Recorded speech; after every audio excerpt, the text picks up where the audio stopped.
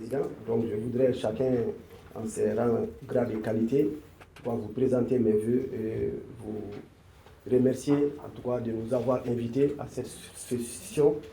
Et je pense que le gouvernement et le CNT, nous sommes dans la même dynamique, nous avons la même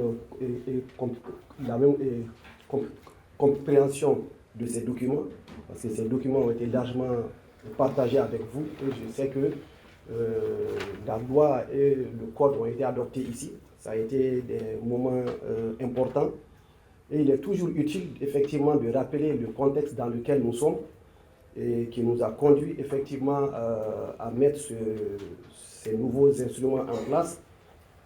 L'essentiel a été rappelé par le ministre des Mines, je viens de le dire. Ce que je voudrais simplement ajouter, c'est que tout ce que notre pays a subi pendant tout son parcours, c'est lié effectivement aux ressources minérales dont nous disposons. Les seuls intérêts que ces puissances ont et qui font qu'ils nous asservissent, ils nous colonisent, ils font tout ce qu'ils font encore aujourd'hui, c'est lié à nos ressources minérales que nous avons. On a beaucoup d'autres richesses. On a de l'eau, on a du cheptel, on a beaucoup d'autres richesses, mais les richesses qui les concernent en premier chef aujourd'hui, c'est les ressources minérales, et ce sont ces ressources qui font que nous avons toujours été combattus, nous avons toujours été asservis. Donc il était important, en tout cas dans la vision du président de la transition, chef de l'État, de veiller à ce que nous puissions commencer à asseoir toutes les bases de notre souveraineté. Et comme vous le savez, la souveraineté, lors d'un séminaire ici, je l'ai rappelé, la souveraineté, il ne s'agit pas de produire tout ce dont on a besoin pour dire qu'on est souverain, mais il s'agit surtout de pouvoir produire l'essentiel de ce dont on a besoin ici, que ce soit au plan de l'énergie, au plan de l'agriculture, sur tous les plans, il faut pouvoir produire l'essentiel. Mais aucun pays au monde ne produit la totalité des biens dont il a besoin, des biens et services.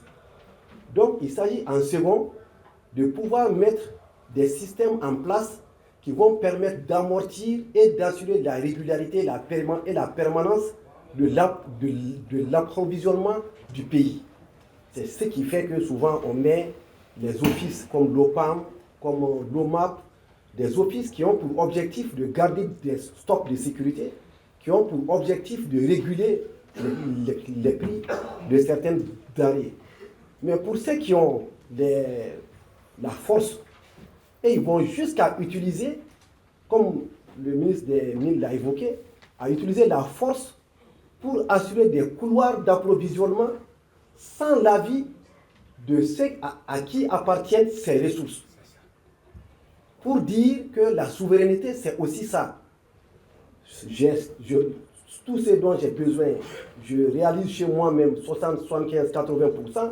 Ce que je n'ai pas du tout, je me crée un couloir que je sécurise, soit par la force, soit par l'intelligence. En tout cas, c'est ça la souveraineté. Donc nous, pour construire déjà, pour pouvoir travailler sur toutes les dimensions, agriculture, élevage, pêche, transport, éducation, santé, il faut que nous ayons les ressources. Et comme tout le monde vient nous combattre pour ces ressources minérales qui font aujourd'hui, en tout cas, notre malheur, il faut que ces ressources-là fassent notre bonheur maintenant. Il faut qu'on se donne les moyens d'avoir toutes les retombées quant à l'exploitation de ces ressources.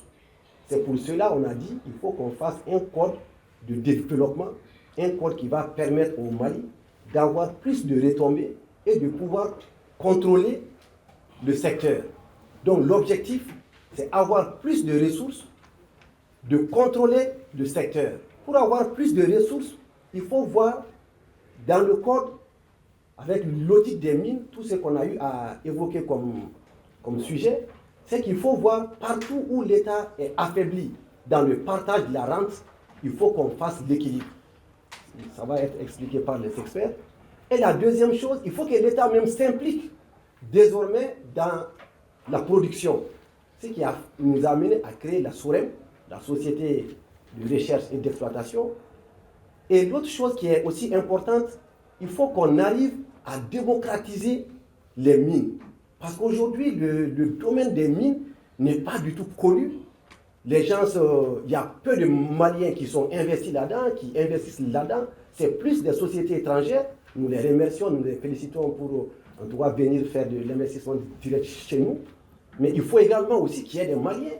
C'est pourquoi on a créé des petites mines pour qu'ils apprennent à voir combien de richesses on peut avoir, pour que par la suite, nous-mêmes, nous puissions commencer à produire chez nous-mêmes.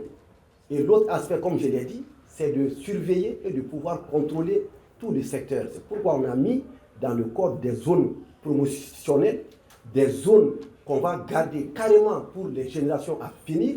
Donc on a commencé à même voir comment on va séquencer l'exploitation de ces ressources. En tant que ministre des Finances, on a pris un exemple simple. Lorsqu'on a fini le code minier, on a dit maintenant, on a 15 sociétés minières en activité. Combien nous gagnons en ressources au niveau du budget d'État sur ces 15 sociétés? Ça faisait 562 milliards de francs CFA. Mais avec l'application du nouveau code, on passe à 1022 milliards sur ces 15 sociétés. Mais ce qu'on n'avait pas prévu, parce qu'au moment où on faisait le code encore, l'once était dans les 1800 à 2000 dollars.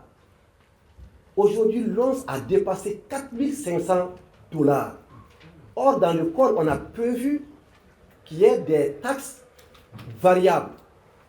Quand l'once est à 1000 dollars, la taxe est à 3 ou 3,50. Quand l'once passe à 1500, la taxe passe à 4. Quand l'once passe à 2000, la taxe passe à 5, ainsi de suite. On peut avoir la taxe qui va jusqu'à 7 ou 8. Parce que quand l'investisseur investit, il a 30% de marge sur son investissement, grosso modo. Et quand il investit sur la base du cours de l'or à cette date. Donc si je prends le cas d'une société qui était là en 92, qui s'est installée quand l'once était à 300 dollars. Ce qui veut dire qu'il avait 90 dollars de marge et 210 dollars de charge. La même société continue d'exploiter quand l'once est à 4500 dollars l'once. Ça, c'est des super profits pour nous, parce que lui, dans son calcul, à 300 dollars, il sort son investissement. À 300 dollars, il est rentable. Mais si l'once passe jusqu'à 4500, l'État du Mali ne tire pas profit donc du cours de l'or. Il faut que dans ce code, nous puissions profiter du cours de l'or. Ça, c'est un exemple simple que j'ai donné. Mais ce qui est certain, c'est que sur les 15 sociétés, nous avons une augmentation des ressources, l'once à 200 à 2000 dollars, qui fait 660 milliards de francs supplémentaires au budget d'État. Sans compter tout ce qui vient comme fonds miniers, sans compter un élément extrêmement important, extrêmement capital. J'ai vu le DG de la banque, d'une des plus importantes banques du Mali, qui m'a dit: ah, monsieur le ministre, franchement, le fait qu'on rapatrie les recettes aujourd'hui, vraiment, nous n'avons plus besoin d'aller sur le marché monétaire aujourd'hui. Et le directeur national de la BCEAO m'a envoyé un message en félicitant le gouvernement, en disant que pour la première fois, aucune banque n'a été sanctionnée pour n'avoir pas respecté les réserves obligatoires. Parce que aujourd'hui, 80% des recettes d'exportation doivent être obligatoirement rapatriées au Mali, dans les banques maliennes. Et vous avez tous les moyens de faire ressortir ces devises, ces ressources en cas de besoin, quand c'est justifié par la réglementation d'échange, pour rembourser des échanges de prêts, pour rembourser. Il y a des règles pour ça. Mais ce qui fait que sur la base des 15 sociétés, c'est environ 6 000 milliards de francs CFA qui doivent être rapatriés chaque année dans les banques, même si une partie doit ressortir, mais quand même ça fait de la liquidité. Et comme tout le monde sait, les prêts sont basés sur les dépôts. Comme on dit, loan make deposit. Donc il faut nécessairement que les banques soient liquides pour que notre économie puisse tourner. L'un des éléments importants qui intéresse le secteur bancaire, c'est le fonds de fermeture, le fonds de réhabilitation. Ce fonds existait, mais était un jeu d'écriture dans les livres comptables des sociétés minières. Une société minière doit envoyer désormais, et ça devait se faire comme ça avant, un plan de fermeture de la mine. Moi, j'ai acquis une mine aujourd'hui, je dois l'exploiter pendant 10 ans. Donc, à la 10e année, qu'est-ce que je dois faire pour remettre à neuf, à propre, le site? Donc, la mine envoie ce document. On envoie à la DNGM, la Direction nationale de la géologie des mines, qui évalue effectivement pour dire que ce document est bien, il n'est pas bien, il faut corriger, il faut ajouter, il faut enlever. Une fois que la DNGM valide, c'est qu'il y a un montant à investir dans 10 ans. Ça peut être un montant de 10 milliards. Il faut que la mine, dans 10 ans, mette 10 milliards pour nettoyer le site. Donc, désormais, on a dit, une fois que c'est 10 milliards que vous devez investir dans 10 ans, vous allez ouvrir un compte séquestre au Mali, sur instruction du ministre des Finances, et vous allez verser le 10e du montant, donc 1 milliard chaque année dans ce compte. Au bout de 10 ans, les 10 milliards seront là et vont être mis pour la fermeture. Et pour ce faire, il y a l'implication de tous les ministères concernés par le projet de fermeture que vous avez envoyé. Si vous voulez faire de l'agriculture, si vous voulez faire d'autres choses là-dedans, donc les ministres de l'agriculture, les ministres de l'environnement, tous les ministères concernés seront là pour la mise en œuvre donc, de ce plan de fermeture.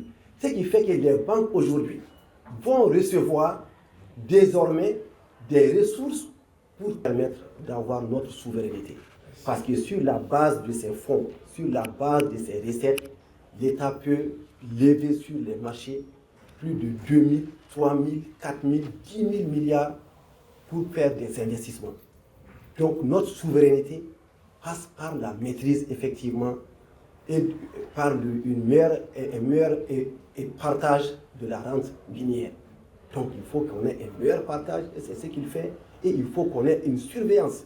Parce que le code et la loi, c'est quelque chose. Les décrets d'application, on est en train de les écrire tous les jours et de les mettre en œuvre. Les arrêtés qui doivent suivre, on n'a pas encore fini. Mais tout ce qui est important, c'est également de rendre vraiment effectif l'application. Et c'est en cela que le secrétaire permanent du contenu local qui est là, je souhaiterais vivement qu'à un moment donné, il intervienne pour rappeler l'importance et l'intérêt de ce secrétariat aujourd'hui. Parce qu'un élément fondamental, c'est que les mines ont environ la moitié de leurs charges qui constituent de la sous-traitance. Si l'on prend les 30% de marge, les 70% de charges, donc il y a 35% du chiffre d'affaires qui représente donc la sous-traitance. C'est à peu près 3 200 à 3 500 milliards d'opportunités d'affaires. Et c'est lui le gardien qui doit veiller à ce que ces 3 500 milliards soient donnés à des entreprises qui appartiennent à des Maliens à au moins 51%. Que ce soit le recrutement, que sur tous les plans. Donc c'est vraiment, on est en train de construire tout ça. Maintenant, il faut qu'on soit strict dans la rigueur pour que ce code soit appliqué dans toute son entièreté et que son application soit suivie avec la dernière rigueur pour que nous ayons tous les impacts. En tout cas, c'est un pas vers la souveraineté. Il y en a beaucoup d'autres. Voilà à peu près ce que je voudrais dire, tout en m'excusant s'il y a eu des dérangements dans le propos et en remerciant tout le monde. Merci beaucoup.